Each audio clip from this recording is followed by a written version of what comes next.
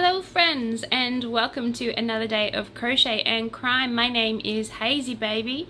If you are new to my channel, then welcome. Come on in, sit down, pull up a pew. I crochet while talking about crime. So if you are into crime, well, into hearing about crime, or if you're into crochet, then you are in the right spot. If you're watching on TikTok, then please go over and follow me, and if you're watching on YouTube, then please subscribe. And you can go into the draw if you're with one of my first 1,000 subscribers, and I'm only at like 150 at the moment, so you know you got plenty of time to subscribe, but please do subscribe. You can go into the draw to win one of my blankets. Raymond, all you've got to do is like I said, subscribe and comment on one of my videos, and I will add you to the list. Today I'll be working on Lillian, who is a lovely blanket I am crocheting for one of my patrons. Give me a second. My light fell over. Anyway, and yeah, so if you would like to watch, then good news is it's right now. If you're on TikTok, then you have to wait a little tiny smidgen bit. And I'll upload them a little bit later. Anyway, without further ado, welcome to Sunday the 7th of May 2023, and I'm going to be talking to you guys today about 20 chilling true crime documentaries that you can watch on Netflix. And I just spent 20 minutes looking for my crochet hook, and I just realized it's in my hair. So yay, I'm glad I found my favorite crochet hook. I lose this hook so often. Hooker please. Anyway, yeah, so let's get to it. So, like I said, I am crime obsessed. It's one of my favorite things to do is to listen to crime shows, and apparently I'm not the only one. So, which is nice. It's nice not to be alone. It's always nice to, you know, hear that other people are just as obsessive as you are. So while I'm getting myself set up today, I'll explain to you a little bit about why I chose what I chose to talk about today. Alrighty, so I was perusing the internet, the interwebs if you will, for some interesting true crime documentaries. And Netflix is like the bomb.com for like Netflix series. Well, it's where I go to find my Netflix series. So, well, my true crime series, because they get like mini documentaries and stuff. Anyway, so I came across this list and I thought, oh my god, I need to share this with the peeps that I talk to on my Crochet and Crime channel. So you're welcome. Let me know how this goes, and if you think this is something that you would like for me to talk about. If it is boring, you find it boring, then please just let me know. But I think you should find it as entertaining as I do. Just due to the pure fact that it is crime, and I will be commentating on the ones that I have seen, because I have seen some of these, but some of these I have not. So I will commentate on the ones that I have seen and let you know what I thought of them. At the very least, hold on, 1, 2, 3. What am I going to do here? I think I'm going to do plain stitch all the way to here, and then I'm going to make it like a bubble, because I think I'm going to turn around. I'm going to go back in the middle and around again. I'm going to be there to the end, 100% pure life. Okay, so this is from Reader's Digest. So, like, love Reader's Digest. I've always loved Reader's Digest. Like, from the moment I was little and I used to go over to my nan's, and my grandma, would have like a little pile of like Reader's Digest books, you know, in the corner of the toilet, and you would just sit in there and read them. I'm not sure if I'm the only person who did that, but like, yeah, that's how I learned to read. Reader's Digest and Mills and Boon, which is no doubt that is the reason I'm obsessed with romance stories, and why I became a romance writer. So yeah, I'm also a writer, guys. I do write. I am currently writing a spicy story. It's got everything in it. It's got kidnapping and murder and mayhem, and all the while having some BDSM undertones and some amazing scenes between my characters. Well, I think they're amazing, but I'm currently writing that, and if you would like to hear me read out one chapter at a time, then let me know. Let me know if that's something that you would be interested in, because I would gladly crochet while reading out one chapter of my thing at a time. Yeah, if that's something that you'd be interested in. Okay, so according to Reader's Digest, there's never been a time in recorded history when people haven't been like so fascinated by stories about the very bad and very real things that people do to one another. But interest in true crime documentaries trends to spike at times when society feels like most vulnerable. So of course we had the coronavirus incident, we had a lot of like vulnerability happening, a lot of isolation happening, and so there is a plethora of documentaries ready and, you know, waiting for us to watch them. So the pandemic has landed many people who have never identified as television watchers in front of their TV for true crime.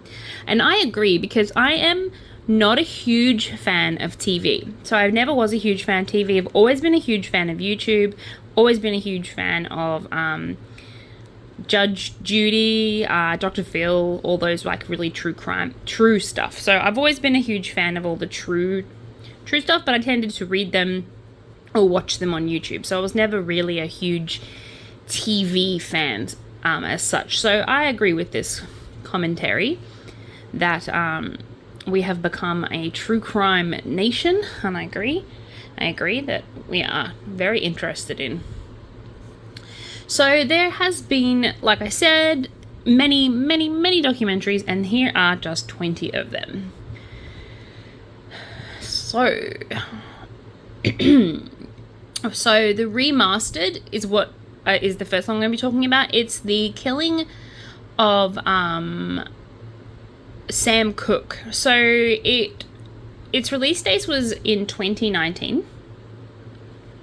And it talks about how in 1964, the black singer-songwriter Sam Cooke, who is sometimes referred to as the father of modern soul music, was found dead at the age of 33, with responsibility and thoughtful storytelling that includes generous time and energy spent celebrating Cooke's life and talents. I haven't seen this one, so it is on my list. And his unfulfilled aspirations. So Remastered is much more than your average documentary about a tragic, inexplicable act of violence. Sam Cooke was more than just a talented musician. He also stood for the morally oppositional of segregation and took issue with performing in segregated venues. So these are venues that have previously been identified as like segregated, meaning that, you know, black and white people were not allowed to mingle in these groups. So Cooke's murder has never been solved, and the circumstances surrounding it shine a bright light on the number of racial and civil rights issues that have been like coming into clearer focus since the murder of George Floyd. So George Floyd, for those of you who don't know, was a black American who was murdered basically by police. He was murdered, he couldn't breathe, they sat on his chest basically until he couldn't breathe. So yeah, that's absolutely tragic, and I can see why this would shine a light on that. So it's filled with, like I said, civil rights issues and has been coming into clearer focus. Even its title, Two Killings, is thought-provoking since it refers to the fact that Cooke lost more than just his life. He also lost a promising future. It's also said to lost his reputation thanks to victim blaming, which appears to be racially motivated. And I agree.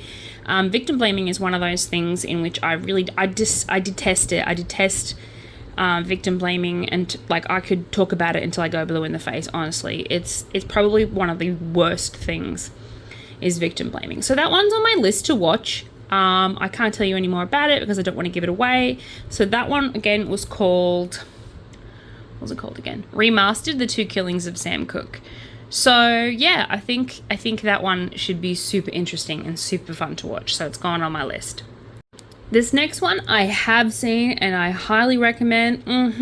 It has all of my favorite things in it. It's got fraud, it's got mystery, it's got mayhem, it's got revenge, sweet revenge. And it is The Tinder Swindler.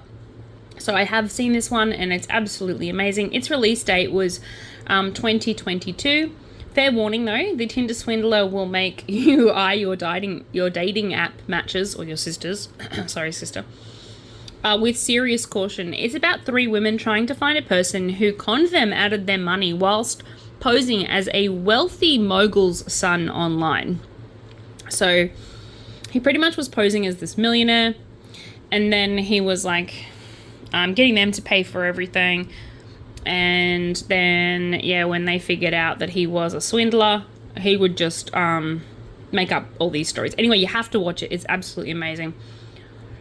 So the Tinder Swindler hit true crime documentary for Netflix. So Netflix has made millions off it. Has kept the internet buzzing since it was released in February of 2022.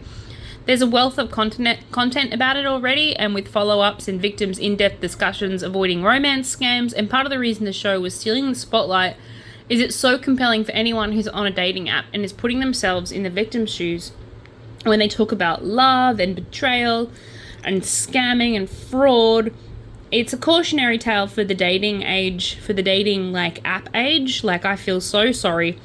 And I've said this before. Look, I'm happily married. I've been happily married for the last 10 years. I have known my husband for the last 20 years. So, we've had our ups, we've had our downs. Any person who says their marriage has been perfect the whole time is full of shit. But I absolutely adore this man, and I feel so sorry for everybody who lives in a world in which they have to try and find true love on a dating app, because honestly, there's so many cautionary tales out there now. It's starting to freak me out. Something shocking. Hold on, I just have to make sure that I didn't... I'm pretty sure I didn't go into that last one. Yeah. So we missed the last one. Did I do 5 or 6? 1, 2, 3, 4, 5. 1, 2, 3, 4, 5, 6. Oh, I did 5 and then 6. I think I'm doing 6. I'm going to do 6. It's okay that one is missing one. It's alright, it's all part of the process. All part of the process.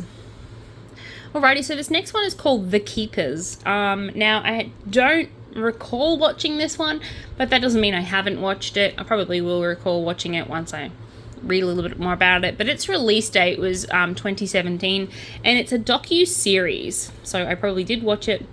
Apparently, it's a must-see for fans of historic true crime and anyone with an interest in church-related corruption. Okay, there's no way I did see it. I don't really like church-related corruption. I just feel like the Catholic Church and all the churches and stuff I just don't want to have that argument with people. It's just something that you're either super passionate about, and nothing I say is going to change your mind, so why would I even bother wasting my breath? But then I've seen them argue and stuff. Anyway, so it's about Kathy Kesnick, a mum who taught Catholic high school in Baltimore, disappeared on her way home from work, and her body was discovered 2 months later. Kesnick's killer was never identified, and now I'm going to have to watch it, and the story faded from the public consciousness almost entirely until the 90s, when one of the Kesnick's former students came forward and accused one of the high school's most influential leaders of sexual abuse, dating back to the time of Kesnick's murder. Of course, sexual abuse is just the tip of the iceberg, and the 7-part true crime documentary series. So now I'm going to add that one to my list as well. I just feel like after today's video, I'm just going to be sitting in the lounge room, crocheting, watching all of these docu-series or documentaries, because honestly, what is better? Although I do tend to listen to romance stories at the same time as well, and then be like, to my poor husband. He loves me. 1, 2, 3, 4, 5, 6. my daughter is going to listen to this video and be like, Mom, ew, ew, girl, why are you so gross? How do you think you were made, child? So this next one is the Bikram Yogi Guru Predator. So it was literally, that's what it's called, Bikram, and then semicolon, yogi, comma, guru, comma, predator, no full stop. So again, these are all on Netflix, so if you want to go find them yourself, you can. If you would like me to put a list in the comment, I can do that section. But yeah, basically just, yeah, I'll go on the Reader's Digest. I can just give you the link if you like. So this documentary is about Bikram Chaudhry of hot yoga fame. Tells a tale of an idol with clay feet, apparently. Anyway, it was released in 2019, and through interviews of his former students, it becomes apparent that he was a master manipulator who abuses varied depending on who it was. Anyway, and how he was feeling in that moment. He was trying to separate them from their money, obviously, their physical safety, or their dignity, or all three. So Bikram exposes the corrupt system that enabled this person to exploit his position as both a spiritual leader and the boss of a multi-million-dollar business. In its heyday, it churned out yoga teachers with crushing souls, chewed them up and spat them out. So I have watched some of that one. It's really not my thing. I'm really not into, like I said, I'm really not into religion or culty stuff.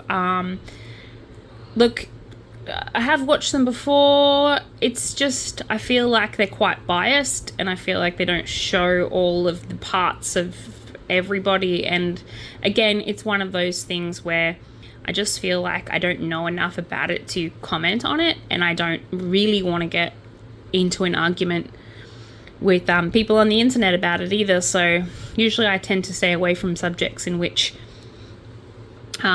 people get super duper passionate about, and so I try and stay away from those kind of subjects so that, you know, I don't feel like king hitting anybody, or coward punching, if you will. But you get my drift. Are you picking up what I'm laying down? Alrighty, let's move on to the next one of these Netflix documentary true crime series. So yeah, it sounds like they've got a nice good list happening. They've got a little bit of everything.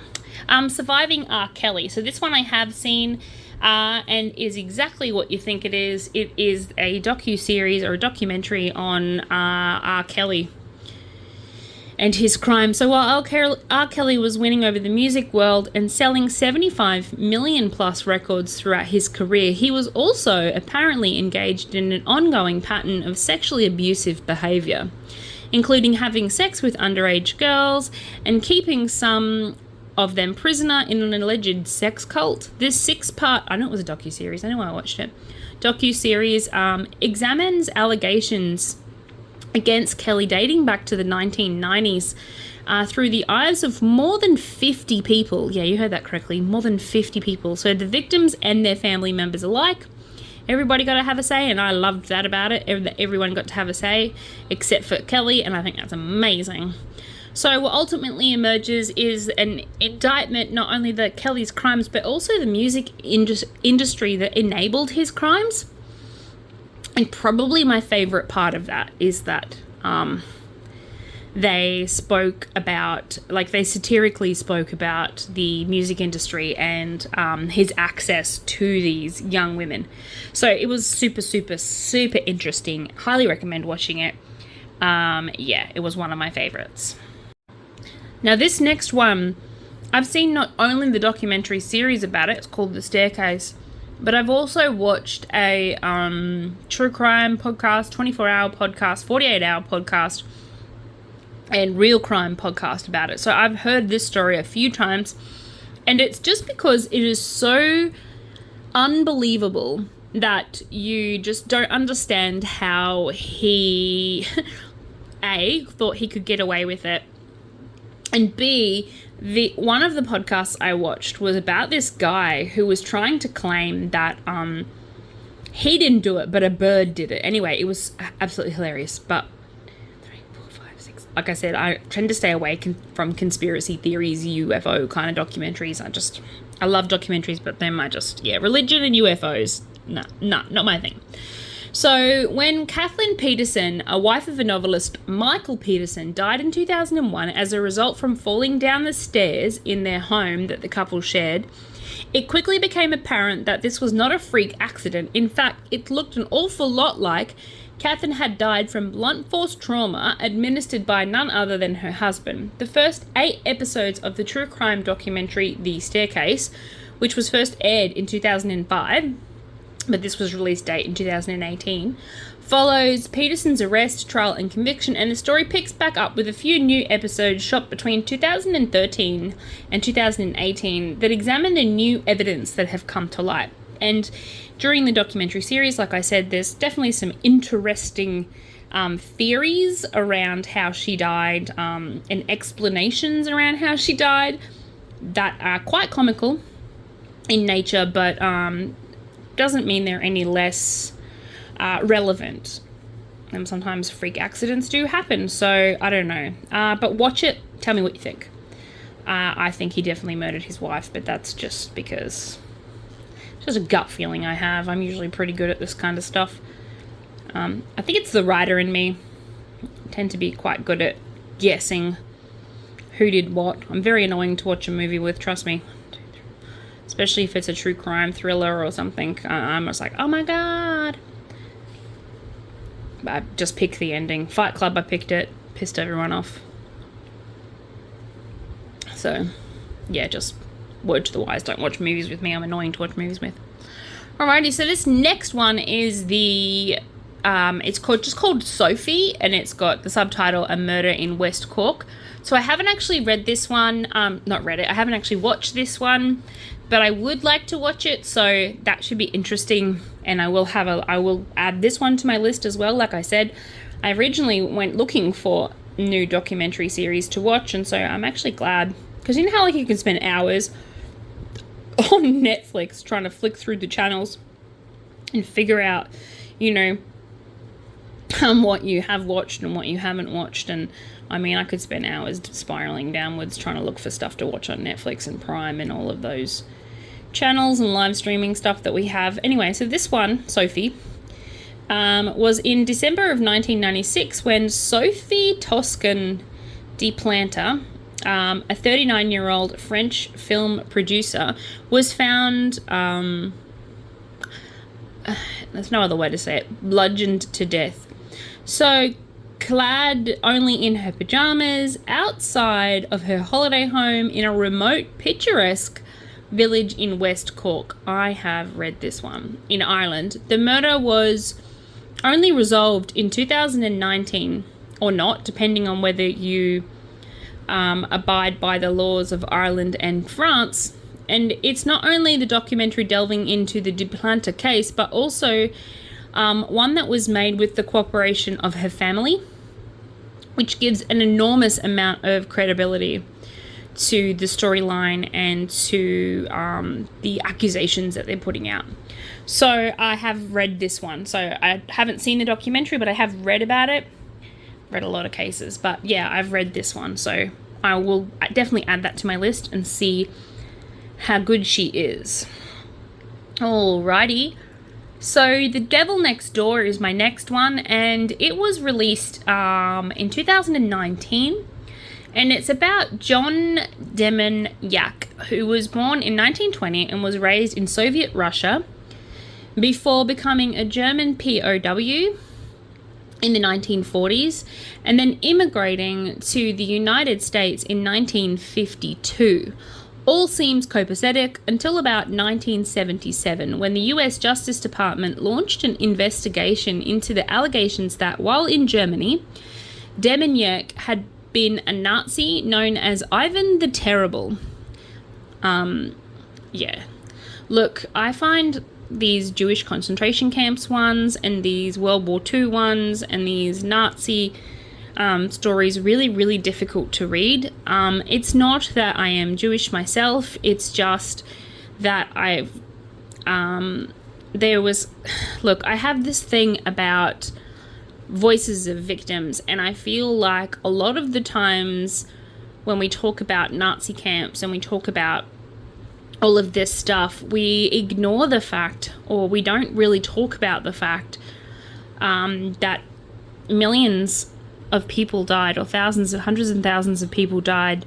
And we don't talk about the individual victims, but more we talk about is the perpetrators of the crime. And so I tend to stay away from documentaries like this one, even though, you know, Nazi crime was one of the biggest crimes at the time, and it still is. Like, there is people who have gotten away with literal murder and war crimes, and it is sad, but I am glad to hear and to read when they have finally been caught. So anyway, Ivan the Terrible supplied lethal gas to Nazi death camps, and Demjanjuk spent the rest of his life fighting these allegations, sometimes winning and sometimes losing, until his death in prison in 2012 while awaiting an appeal. The devil next door cannot say for sure whether Demjanjuk was the heinous war criminal or any greater authority. 35 years on international legal battles could prove that he was what they allegated. So, you know, but the existent footage of Demjanjuk trials is well from the concentration camps, and numerous interviews with the persecutors, academics, and Demjanjuk's family. The gripping documentary changes viewers to ask some of the bigger questions. So maybe I will watch this one. Maybe they ask some of the bigger questions that I was talking about. And this is sometimes what happens when you love documentaries and love these kinds of series, and you start to think to yourself, you know, I don't want to watch this one because I'm not really into that. And then you watch it and you're like, oh, actually that said a lot of things that I was saying. But it also has the flip side too, if it doesn't say the things that I think it was saying, and if I was right in my assumption that it would be shit, then I would get the shits about it. So I can appreciate me trying to stop myself from getting cranky. And I do get agitated, and I don't like it. I don't like getting so agitated and so worked up over something that I can't change. So yeah, let's move on to our next one. So that was 10 documentaries, and now I'm going to move on to my next 10. Alrighty, so this next one I have seen. I am a huge buff on the pharmacist and pharmaceuticology debate, and so this next one is called The Pharmacist, and its release date was in 2020. Anyway, Danny Schneider was an aimless good kid when he was shot in the driver's seat of his SUV while stopping in the lower Ninth Ward of New Orleans to purchase crack, apparently, in 1999. The documentary's semiological, ironic title refers to Danny's father, Dan Schneider, who was a pharmacist who had no reason to believe his son was an addict when it ties to dangerous drug culture, and in his search for his son's killer opened up his own eyes into the prelude pharma role in opioid epidemics.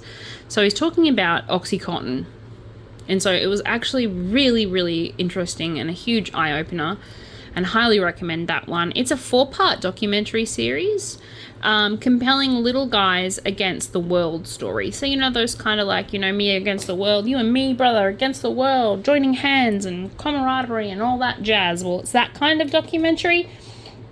Anyway, but it sort of morphs into a one man's like tragic crusade against the wealthy executives who helped Big Pharma into his own cottage industry for drug addiction. And so the documentary pretty much follows him saying that he doesn't believe that his son is a drug addict, and then finding out that his son actually is a drug addict, but a drug addict in the sense that he started out with legal drugs. So, and then when he couldn't get hold of them anymore, then he resorted to street drugs.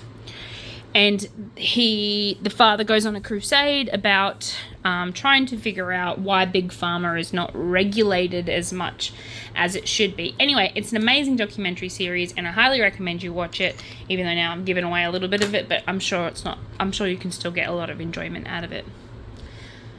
So, this next one is called Murder Among the Mormons. And its release date was in 2021. So Mark Hoffman was a member of the Church of Latter-day Saints who presented church leaders with the fantastical documents that threatened to change everything pertaining to the Mormon Church. As this true crime documentary reveals, however, these documents turned out to be forged. So he just forged them. He just came up with these documents and was like, I watched this one too. He was all like, hey, I found these really cool documents. So the guy, he was a Mormon and he was an academic. And he found one of an actual Mormon document. And then from there, he sort of defrauded repeatedly these documents that he kept finding. Anyway, to prevent the truth from coming out, Hoffman built a bomb that killed one of his accusers, then built another that killed someone unrelated to Hoffman's initial crimes. I think it's to try and dissuade people from thinking it was him that do it. And anyway, then he turned up at the hospital alleging that he'd been injured by the detonation of an explosive. And the story is the genesis of the 3 bombings, their impact, and Hoffman's eventual apprehension and the trial. And it is very complex and riveting, and I would watch it again. That's how much I liked it. I'd watch it again because I was like, dude, this was it was written for TV midday drama, and it's real. Amazing. So yeah, highly recommend that one. So that one again was called, go back to it, Murder Among the Mormons. So yeah, it's interesting, like I said. Next story is Night Stalker, The Hunt for a Serial Killer. So its release date was 2021, and the true crime documentary series traces the exploits of a serial killer, rapist, and kidnapper, Richard Ramirez. So I have, like I said, one of these other documentaries that I was talking about earlier, I have watched this story and read this story in so many different magazines, aspects, all of that jazz. And look, it's just one of those ones where it's just, you just can't help but stare at it. It's shocking, it's bad, a really bad train wreck. Anyway, this true crime documentary traces the exploits of that serial killer. And during the mid-1980s in Los Angeles and the San Gabriel Valley, and the member of the law enforcement who worked tirelessly to apprehend him. So yeah, this thrilling case was particularly challenging to crack because Ramirez's criminal behavior was seemingly random and lacked the obvious pattern. So it's told through archival footage, photos, and interviews. Night Stalker's narrative depicts the maddening efforts of our newbie detective, Gil Carlo, to convince his more experienced partner, Frank Sinalto, and other members of the law enforcement and media that seemingly unrelated series of violent crimes were all committed by the same person in a 4-part documentary series of an emotionally satisfying narrative. And it is. Like I said, I have read this story a few times now, and each time I've read it or seen it or heard it in a podcast, I've thought, it's just, I feel so proud of that detective, because most people be like, nah, you don't know what you're doing. You're only a new detective. No, these don't link. I don't know why you would think they would link. Anyway, turns out he was right. So we should just listen to him because he's a genius. And yeah, he's tenacious. So I do like that it doesn't end well because, he's a villain. And so therefore, it's not going to. Hold on, just give me a second. 1, 2, 3, and 4. If you're wondering what I'm doing right now, I'm actually changing direction. So if you'll see, the blanket started out as a circle, then I made it into a square, and now I am changing direction. So what's going to happen is this is going to turn into, this is going to turn into a corner, and this will turn into a corner, and it will kind of go all the way straight across. And so eventually it'll look like it went from a circle to a square to like a flower and then to a square again. And then I might even turn it into a permanent circle and just make it a big circle blanket. I don't know yet. It's art. It's a process. I just do me, and you do you. So I'm going to go around the front of this one here, and then I'm going to start turning this into a corner. So what I'm going to do is I'm going to do 3, 1, 2, 3. Then I'm going to chain 1. I'm going to turn it and do 3 more. 1, 2, and 3. So as you can see from this, that now becomes a point, and so this becomes a corner. And then for each row that I do, I just literally start gathering it here, start gathering it until this just becomes a flat. This just becomes a flat, and you'll see as I go through my videos what I did. So yeah, let's move on to our next documentary series.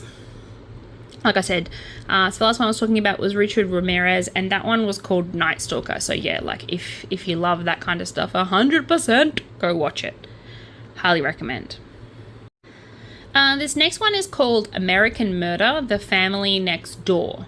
So it was released in 2020, and the Watts family was, to all outward appearances, a happy and normal, quote unquote, family.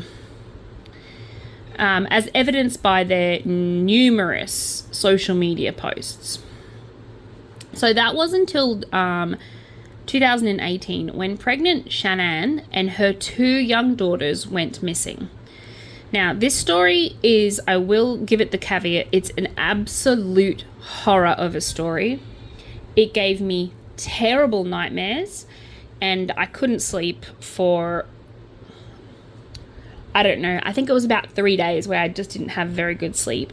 I'm a highly anxious person, and this story, it is about the murder of Shanann and her 2 daughters. Chris is her handsome and charming husband and father. He quickly became the prime suspect because just the way he was behaving.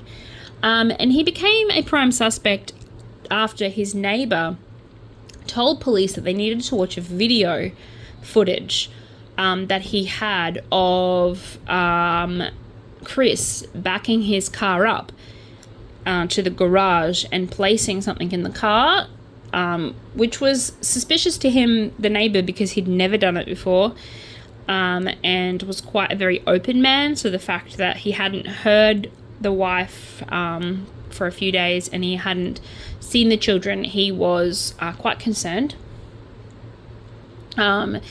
Anyway, when I say it comes with the caveat is that you really need to be aware that it is very graphic, not in picture but in narration and in storyline, and it needs to be, because we need to hear the truth of what he did. And sometimes what happens is, because the truth is hard to hear, we don't tend to talk about it very much, and it sort of becomes this silencing of victims, and it's really sad. But we need to, and also I've noticed, and I know that a lot of you guys probably have noticed as well, psychologically speaking, when people do something really, really horrible, they distance themselves from the something that they did by minimizing the something that they did. And they do that by with distancing behaviors. So if you want to see what that looks like firsthand, red flag yourself, then yeah, 100% watch it. Would I watch it again? Yes, I would, but because it gives the voice to the victims and not because of the horrible things that he did. I'd probably fast forward through some of the documentary footage, 1, 2, 3, 4, 5, 6, of him in his interviews stuff, but it is interesting, definitely, and it is compelling, 100%. So 1, 2, 3, 4, sorry, 1, 2, 3, 4 into here. I need to concentrate. So that one again, like that was a little bit of a long explanation for that one. So that was American Murder, The Family Next Door. So yeah, it illustrates how easily a curated online social media presence is able to hide the darker reality of abuse, manipulation, and in this case, murder. Because online, they looked like the happiest, go-luckiest family, and he looked like the perfect husband, and then, yeah, he murdered his wife, and I'm not going to say anything else, but yeah, basically, I think you can guess. Alrighty, okie dokie artichoke, let's move on to our next documentary series, and our next documentary that's all folks, no it's not, is called Trial by Media, and it was released in 2020. So Trial by Media explores 6 different crimes that were apparently intertwined with their treatment by the media from the start to the finish. You're probably already familiar with the most, if not all of the cases. I haven't seen this one, so I would like to watch it, which itself speaks to the effect of the considerable media attention. These include the murder of a young man following his appearance on the Jenny Jones show, haven't seen it, the shooting of by the police officers of a man of Amundo Delio, and the corruption and trial of a former Illinois governor, Rod Belovich, who took it upon himself to amp up the media coverage and appeared on Donald Trump's Celebrity Apprentice. Oh, what a douche canoe.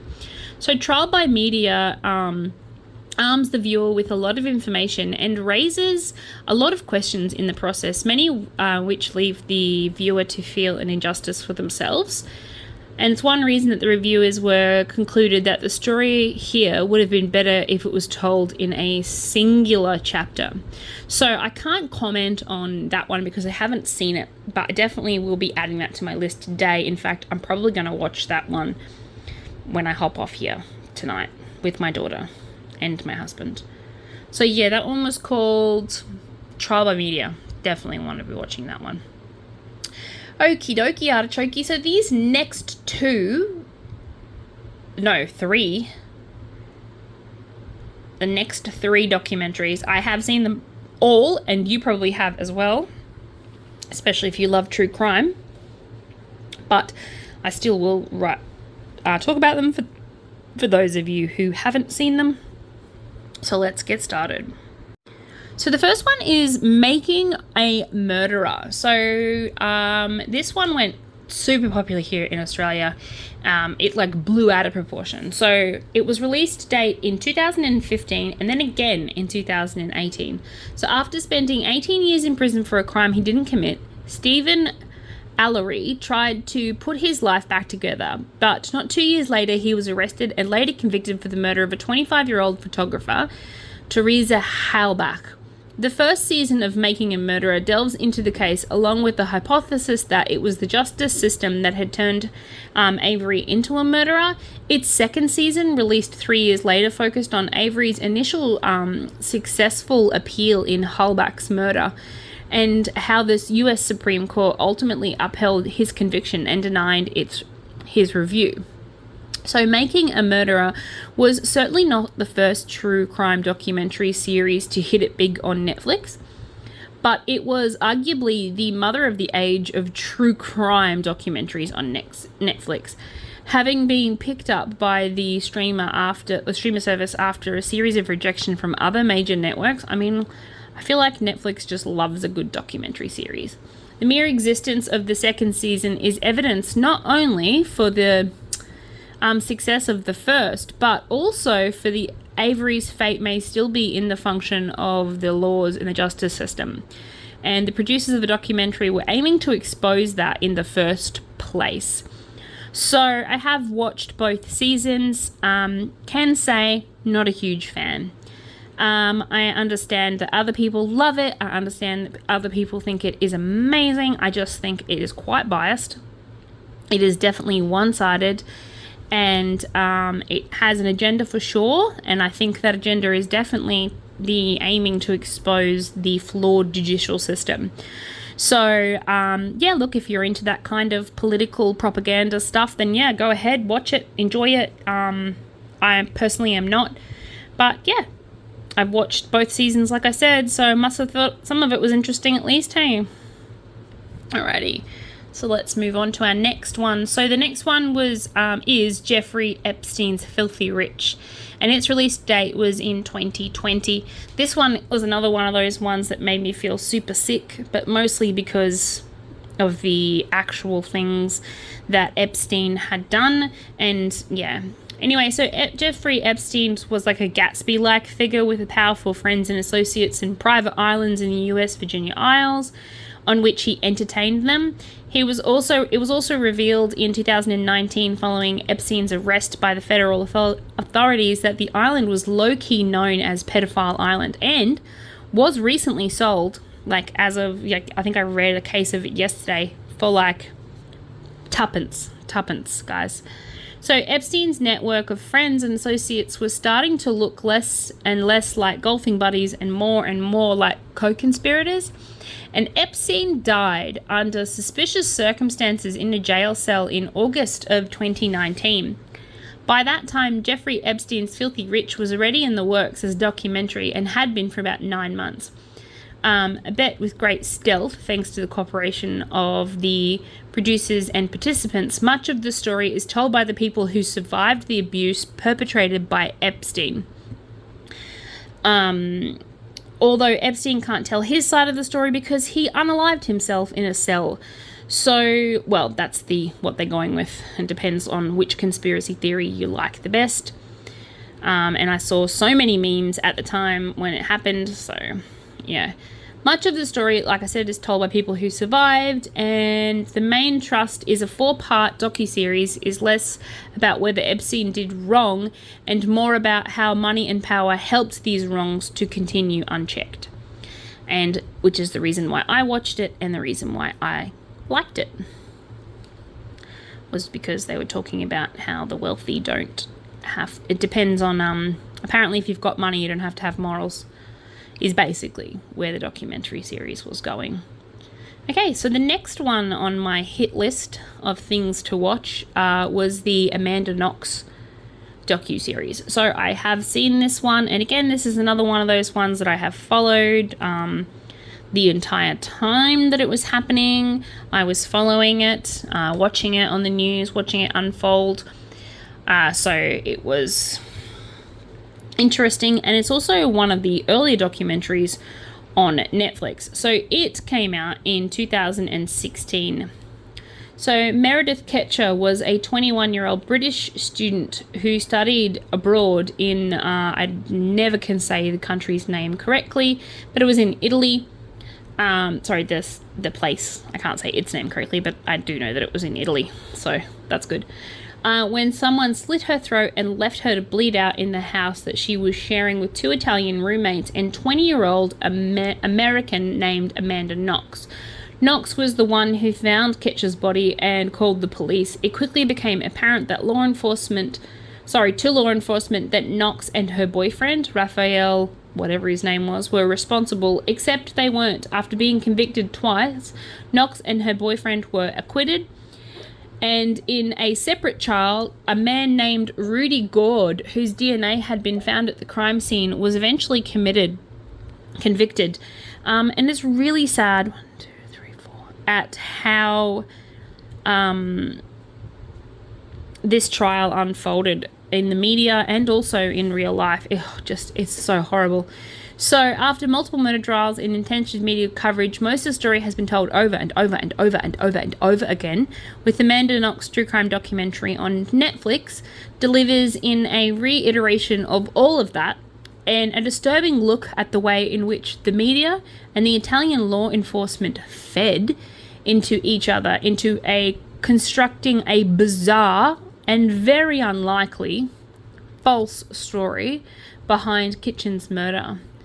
And that was reported by the Rolling Stone. So actually, it's a really good documentary series. And if I have seen it, and it is good, and definitely watch it. Definitely watch it. It's one of those commentaries on media and how those kind of media outlets tend to sometimes make things worse, to be honest. I mean, reporting is one of those hard things where you're reporting as it's going live, so a lot of mistakes are made, and we are interested in the train wreck. But, you know, humans are interested. We see a train, you know, it's gonna crash, and we should look away, but we can't. We can't help but look. And I don't know if that's voyeuristic or if it's just that we have this macabre fascination with death. We really do, and it's interesting, that's for sure. I mean, I do. I have a macabre fascination with death. I love watching true crime. You know, it really, I don't know. I just like talking about it. I like having a good discussion about it. I like trying to learn how to read people's behavior through these like true crime documentaries. I think that's the reasons why I like it. I like it because also it gives voices to the voiceless, and that's something I'm super passionate about, if you haven't already gathered from watching my videos, that I am super passionate about the voiceless and not having people to speak up. And I feel like taboo subjects are often sensationalized or overlooked, and there is no this just lovely conversation about some things that happen to people, because people don't know what to do. Like, they just make you feel like you need to be quiet about it because you don't want to upset the boat, or because other people have it worse off than you, or because yeah, there's just so many reasons. But yeah, that's why I like a good docuseries, because it speaks for the voiceless, and that is like so nice. It's so nice that someone is speaking for them. Anyway, let us move on to the last two on this list, and I'm not sure if I've seen them, but I will read them out anyway, and we'll see how we go. Alrighty, so this next one's called The Ripper, and its release date was 2020. And it's a 4-part Netflix documentary series. The Ripper chronicles the biggest manhunt in British history, which focuses on the Yorkshire Ripper, who murdered 13 female sex workers in northern England between 1975 and 1980. I have seen this docuseries. The Ripper, who was invented by journalists who noticed similarities between these murders and the Jack the Ripper murders, and their horrifying impact on society. He was never apprehended and never identified. The highly evocative Ripper will appeal to all true crime buffs, but especially those who gravitate towards historical mysteries, because it focuses on the Ripper's crimes during the 1970s and also radical change that was happening during that time. 1, 2, 3, 1, 2, 3. So it is kind of interesting, definitely interesting, and definitely worth watching. I have seen it. Oh my goodness, out of these 20, I think I've seen a fair few of them. Kind of feeling a little bit proud right now. Okay, so this last one is called This Is Robbery, the World's Biggest Art Heist. So it was released in 2021, and the Netflix true crime documentary recalls the biggest and most notorious unsolved art heist in history. The 1990 theft of millions of dollars worth of artwork. So a Rembrandt, a Vermeer, a Degas, and a man. I never know how to say that. I think it's whatever his name is. Anyway, it doesn't matter.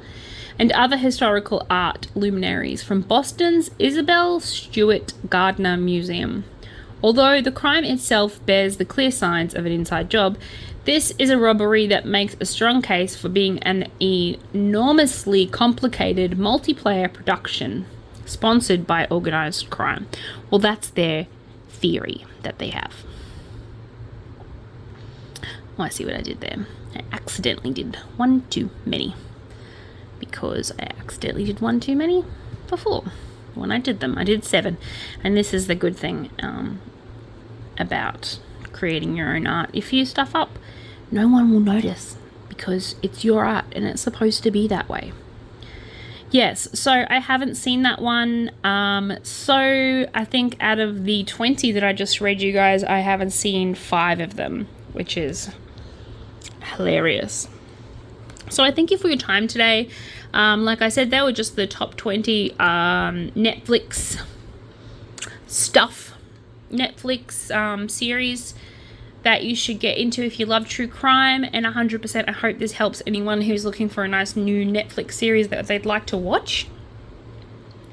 I do have one crime story that I'd like to share with you today, and it is a cold case crime story, so I just want to quickly share it with you guys because I kind of feel naked not sharing any kind of crime, Australian crime today, so I will share that story with you guys. So if you can bear with me while I just load this, turn this around and get into it. So this last part is about Carrie Turner. So Carrie Turner, they presume that she has been dead for 3 decades. So 3 decades of pain. John and his family are desperate for answers. So John Turner, 76, from Perth, WA, tells the story in his own words, and so I'm going to read you his own words about the missing, about his missing daughter, Carrie Turner. So my heart bursts with pride as I watch my girls walking down the aisle. It is 1989 and Claire, then 20, was marrying her fiancé Michael, and Carrie, 16, was her bridesmaid. Oh, this is going to be sad, isn't it, guys? It's going to be so sad. They looked beautiful, my wife Sue smiled. It was a gorgeous day, but also bittersweet as we felt the absence of our son James, who died 4 years before at age 18. Losing him had been incredibly tough on us all, and Sue had wanted to wrap the girls up in cotton wool. No doubt, because I think I also would want to do that. With Claire now married, Carrie was the only one who was still at home, and she was bubbly and full of life. 1, 2, 3, 4, and adored children. No surprise when she started to work at a daycare centre. So at the beginning of 1990, Carrie fractured her pelvis when another driver crashed into the side of her car. So she spent months in rehab and she had to quit her job, which, you know, that happens. She was just about to get her life back on track, her mother said sadly. It'll take time, love, her father had said to her. So by June the next year, she was thankfully in a much better headspace. Then, 18, Carrie had picked up work at a store warehouse and enjoyed hanging out with her friends from work. I'm staying at Kylie's tonight, she told them one Saturday afternoon. Have fun, just keep in touch with us, her mother said to her. See you tomorrow, her father said, waving to her. So I think we all know where this is going. A workmate, Kylie, lived in Armidale on the southern eastern edge of Perth. So that's different from Armidale in New South Wales, just saying. Later that day, on June 29th, Carrie phoned to say that they weren't going out anymore and that she'd be back that night. A little later, she called again, say, we're going out after all. I'll stay at Kylie's and be back tomorrow, she said. Okay, said her mother, be careful and I'll see you then. They had no idea that it would be a fateful decision. Sue and the husband were expecting Carrie back on Sunday evening as she had work the next day, but that night there was no sign of their girl. As it got later, they grew with concern, and because it was totally out of character for their daughter. I mean, she rang them to tell them she was going out, and then she rang them to tell them she wasn't going out, and then she rang them to tell them she was going out. So she made 3 phone calls in one day. I think it's easy to say, it's fair to say that it was out of character for her not to contact them. So as it got later, their concern grew, like I said, and there was no way of contacting her because it's the 90s, so they went to bed, hoping that she'd turn up soon. But after a sleepless night, the next morning they went to the police. It's normal for young people to go missing. She's probably with her friends, according to the officer. Carrie isn't like that, Sue insisted. She always tells us where she is. Still, they didn't do anything. We phoned Claire, who just was perplexed. This isn't like her, she argued. Sick with worry, they continued phoning the police, but it wasn't until Wednesday that they launched a search. Kylie told officers that the two of them had hitchhiked into the city as they didn't want to drink and drive, and started their own, and they'd gone to a nightclub, but they'd been separated when they got inside. Oh my girl, don't you know the girl rules? Never leave your friend behind. Anyway, so she started her own search party with locals looking high and low for the daughter, but she was nowhere to be found. I just want her home, Sue cried. 1, 2, 3, 4. I know, my love, said her husband. And they tried to stay positive, but refused to accept anything else was possible. Then 4 weeks after Carrie's disappearance, police arrived at their door. Oh, they did find her. Oh no, guys. This is going to be tragic. This is going to be tragic. I thought her body was never found, so I was wrong. So here we go. Here we go again. Our precious girl's body had been found in bushland near Cunning Dam. Devastatingly, it was the same date that we lost our son, James, 6 years prior. It was heartbreaking. It felt like everything in the world had been destroyed. No, Sue sobbed. We had to go and tell Chuck Claire, who was just distraught. None of it felt real, and I was empty. How could another child of mine be stolen from us? Police pieced together Carrie's last few hours using witnesses and CCTV footage from the nightclub. On Sunday, June 30th, 1991, she had left the nightclub in Perth at about 4 a.m. alone. She got into a taxi and headed towards Kylie, but soon realised she didn't have enough cash for the fare. So she got out of the cab at Shepparton Road near Miller Street in East Victoria Park. A witness in a takeaway shop saw a dark blue car similar to a Datsun sedan with spoked wheels pull up behind Carrie. The driver called out and Carrie turned around, and then she walked over to the car where she spoke to the person. She then climbed into the passenger seat at around about 5 a.m. and the vehicle drove off. It was the last time she was ever seen. The car has never been traced. Over the years, police have questioned people, but no one was ever charged. Knowing our girl's killer has gotten away with it is unbearable. We feel like we've been robbed of so many happy times, which they would, and like birthdays, Christmases, weddings, holidays. They always just think that their daughter and their son should be there. Sue and I have no doubt that if Carrie were here, we'd have grandkids by now, and she would have adored the little ones. Claire now lives in the UK, but we speak to her regularly. She lost all their children. It's always been a special phone call on Carrie's birthday. It's been 30 years since Carrie died, and we think of her every single day. I'm urging for anyone who knows something, however small, to come forward. There is a $250,000 reward for any information that leads to the conviction. You might hold the vital clue they desperately need, and they ask anyone to call 1-800-333-000. I actually want to see if this girl has been found, or the killer has been found, because I thought she was one of the recent cases that I read out on a previous day. So just bear with me while I quickly go and research. So I'm just going to pause this and then I'll come back and see what I can find.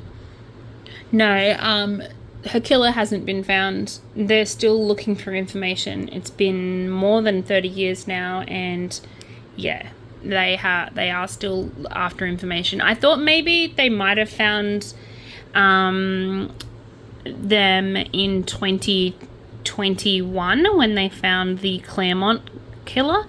So I thought maybe she was related to that Claremont killer, which is the reason why I was like, oh, I thought I read about this. No, it's I'm pretty sure it's one of the suspects that they want to question him regarding that killing, but he denies any involvement. And it does sound very similar to the Claremont killer, and it was in Claremont. The Claremont killer was a man who abducted and raped and murdered several women in Claremont. And if you go back and have a look at one of my other videos, it's in one of those. On a serial killer sad day, I think. One of those ones. Anyway, I hope you guys have enjoyed my channel today, and I thank you very much for your patronage, and I hope to see you, or you see me, tomorrow. I'm going to do Missing Monday for the first time tomorrow, so I'm going to be talking about missing people and giving you a little bit of a background information on some missing people that are still missing to this day, so I'll try and get the most information I can. And up to date. Remember that I do all of this stuff for free, guys, so kind of bear with me. Sometimes I get it wrong. I research, and so, you know, I can only work with the information that I have. So I hope you guys have enjoyed my content today, and I shall see you tomorrow. Thank you so much. And like I said, mwah, mwah, mwah, mwah, mwah. And that is Lillian for today. Ta-da, da-da-da-da-da-da. Isn't she beautiful? Isn't she wonderful? Okay, thank you. Bye.